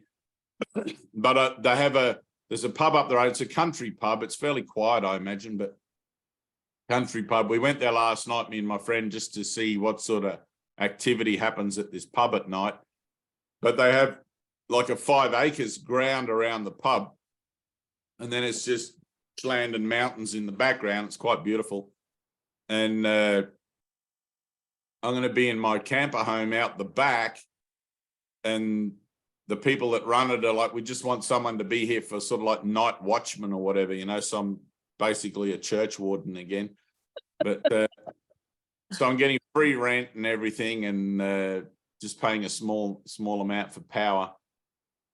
And I'm there in my mind thinking, you know, it's like Jesus is going into the pubs and the brothels and whatever. He's like, healthy people don't need a physician, you know, like that's where I'm meant to be. I'm like, oh God, this is. I love it. I love it. I know. There's this moment I had where I'm looking at it going, really? There's still more work to do. Like, what's going on here? You know, want a tropical island and a palm tree and a hammock. You know, nah. So I'm moving in. Sounds cozy. Down the road. Yeah, well, I don't know if it's cozy, but who knows? We shall see. It's just. That's gonna be fun. Let's do a circle. Right on. Let's do a circle. I want you to close your eyes, Francois. Close your eyes, Francois. It's very dark in your camera. Extra light there somehow. Can't really see you. You're just this silhouette of a person there.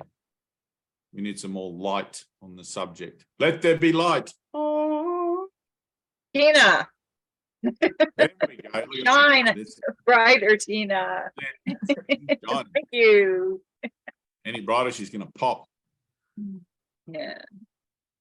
It's dark on that side. The light's on. That's weird. The light's on this side, and this is the dark side of my face. And this side's the window. It's brighter. Go figure. All right, close your eyes. Sit up nice and straight. Take a few deep breaths. I want you to use the power of creative visualization, the power of imagination. Imagine yourself in a forest. On the ground in front of you is a gold luminous circle, probably about 2 meters across, 3 meters across diameter. A circle of golden light on the forest floor. The purpose of that circle is healing. It's the only purpose it has, and the only purpose it can be used for, healing. It's a sacred circle. Close your eyes. It's a place where you take all your cares and worries, all your concerns and fears to give to the Holy Spirit. The circle isn't really on the forest floor. It's in your mind. It's a place you dedicate to the Holy Spirit where you meet him to give him your illusions under the auspices of forgiveness or willingness to forgive.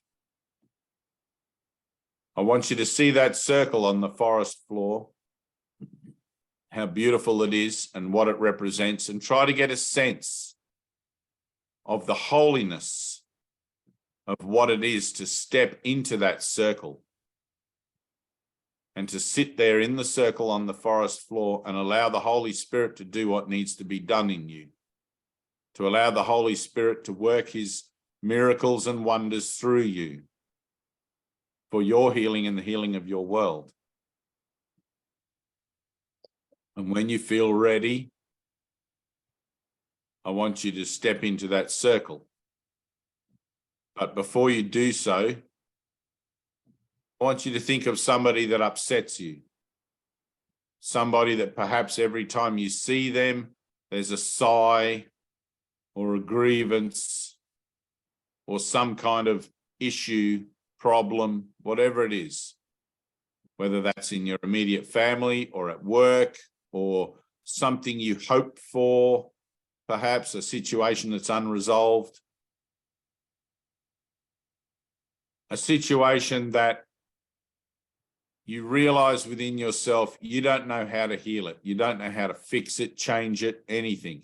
You just want peace in the outcome to that situation. Just peace.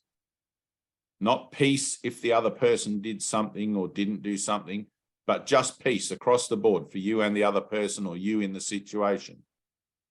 Just peace, even if that means you don't get what you think you want to get out of the situation. You're willing to give it entirely to God, completely unconditionally, and in the realization that your spiritual journey or your spiritual progress is your greater good, not the situation as you perceive it. The situation is simply an opportunity for you to come closer to God and to realize the efficacy of God in your life. So there has to be a willingness to surrender the situation from all sides, all hopes, all wishes and dreams and expectations, everything. You've got to be willing to let go of it entirely. Now look at the circle. See the circle? I want you to feel that situation.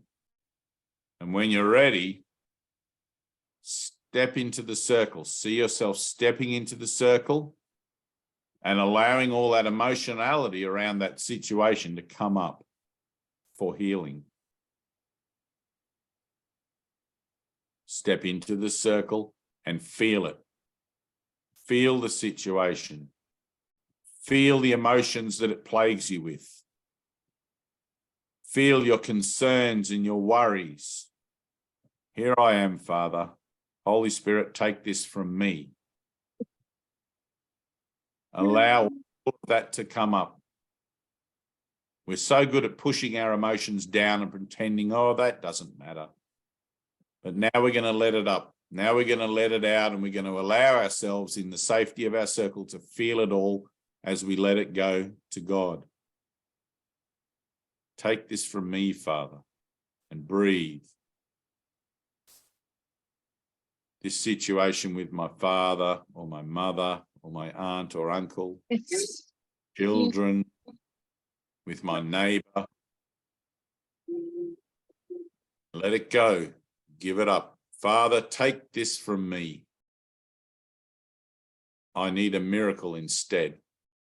I need a miracle instead. And breathe. Breathe. And stay in that circle.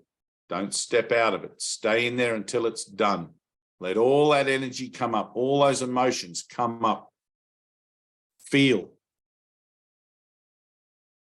Feel. Anna, Francois, feel. Go right to the bottom, right to the depth of it. It's like an emotional iceberg. On the surface, you're just aware of the tip. But if you let yourself go under the surface, if you let yourself sink down, realize that same situation has been playing out again and again and again. Your whole life, in every relationship, in every situation, in one form or another. You versus the world. Breathe. An iceberg is bigger underneath than it is on the top. And we're going to let ourselves sink under the surface into our denial as far as we can, as deep as we can. And we're not going to adjust. Breathe and feel. Feel the pain, the suffering, the fear. This is a journey into fear. This person that aggrieves me every day, every week, every month. This situation that is intolerable to me every day, every week, every month. Feel it. Let yourself have it totally. This is your release. You ready?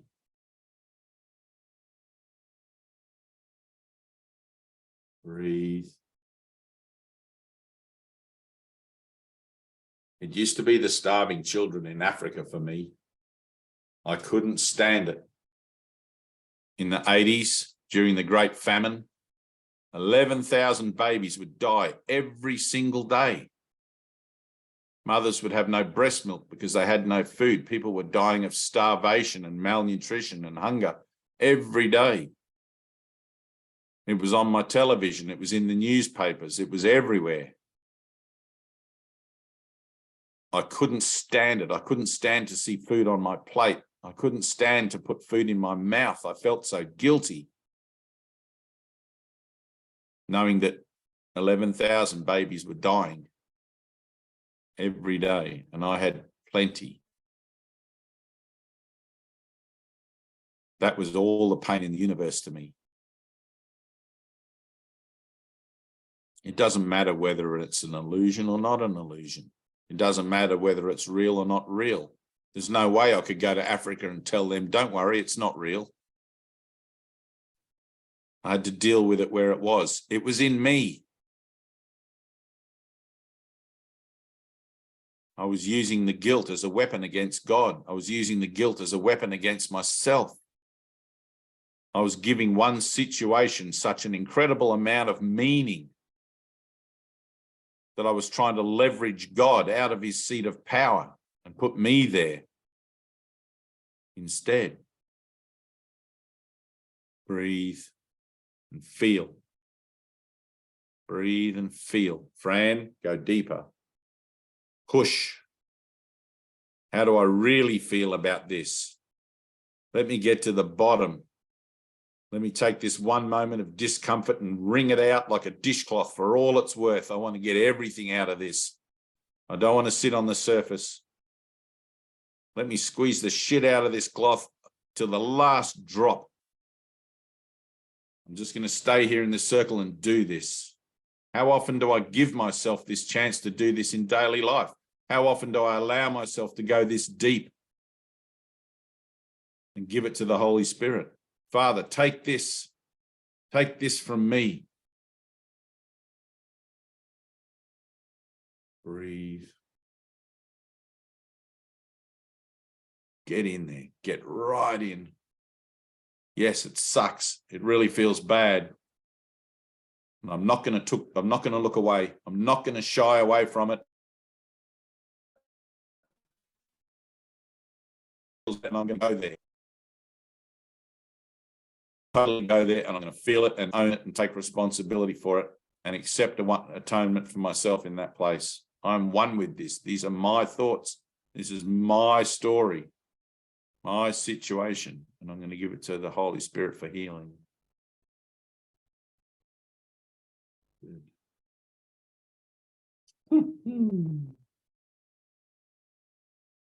Feel, breathe.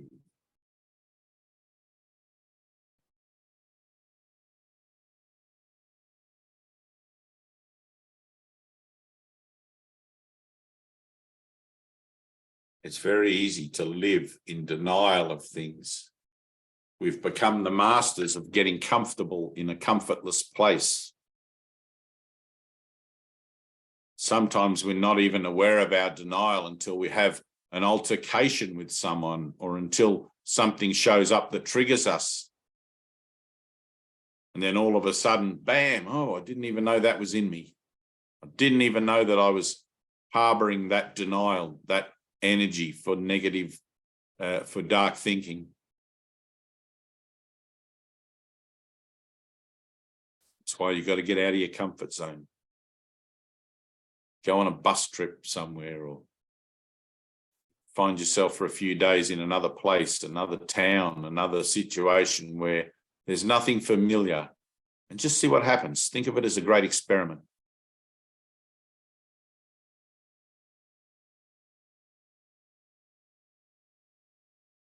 See that beautiful circle of gold around you?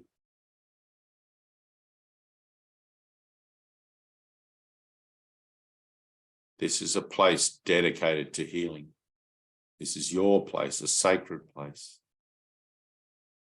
Here I place myself upon the altar. Here I place myself in God's hands. I carry this circle with me all throughout the day. And at any moment, I can simply stop and breathe, step into this circle again, and choose again for God. Choose again for love. Yes. That's good, Francois. Good. Push. Feel.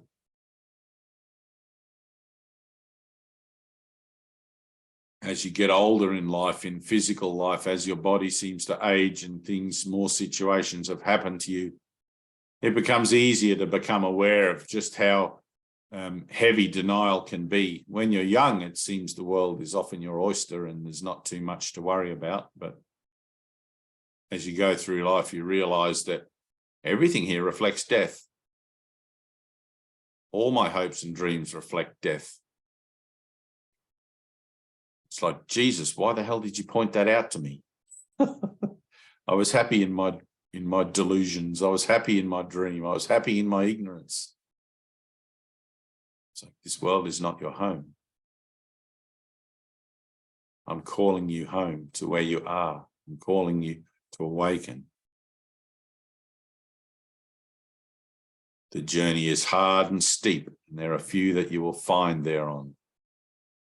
The gates to hell are wide, and there are many who go in there.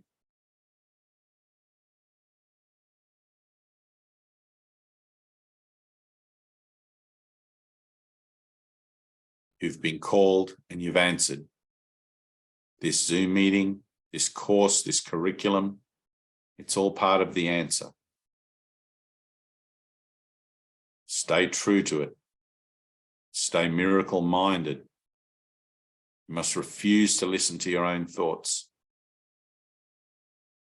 I don't know what I'm going to listen to instead, but I'm just not going to listen to those old thoughts. I'm going to let something miraculous happen. I don't know what to listen to instead of my thoughts, but I'm just not going to listen to them. I'm going to let something else occur that is not of my own thinking. I'm going to let it be miraculous. Miracle-minded, miracle-minded. You have to adopt that as your mantra. Today, I'm going to be miracle-minded. I don't know what the hell, but I'm just going to let it be a miracle. Breathe.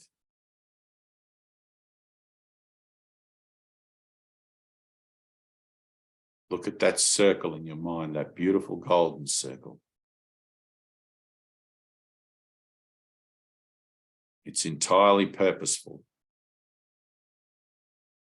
The more time you spend there, the more comfortable you feel about giving your world to God, the more natural it feels to communicate with the Holy Spirit. It's prayerful. It's not a prayer that's really asking for anything that you don't already have. It's a prayer to know what you already have. Prayer to remember by relinquishing everything that gets in the way. Everything blocking and obscuring that memory. Everything of this world. Breathe.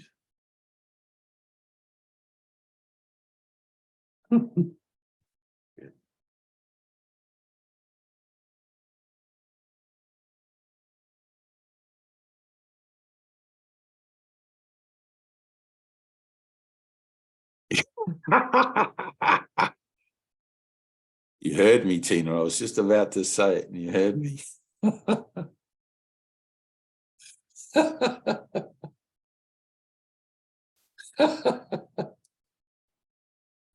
I love you guys. I love you guys too. I just love you so much. Thank you.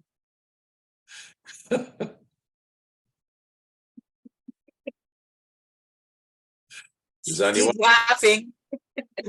we keep laughing.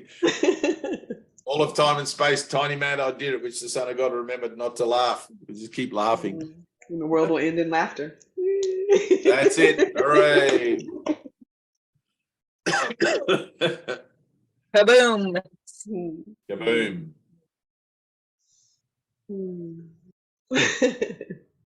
What's happening, Anna? You good?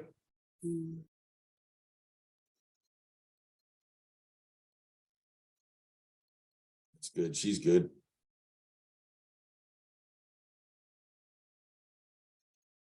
Jesus is watching. He said, I'm watching.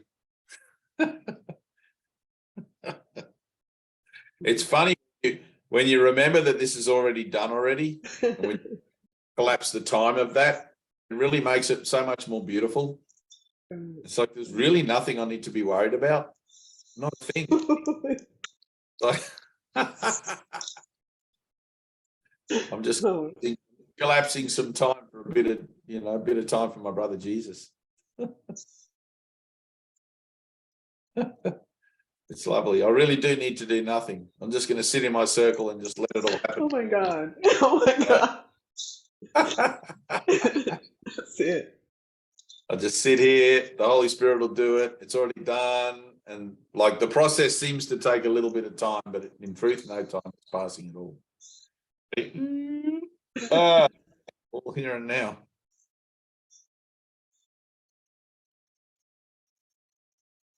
All right. Have a beautiful day. I'm going to hire a trailer. Lovely. Whatever that is. Have some honey, Tina. Have a bit of honey. I look forward to it.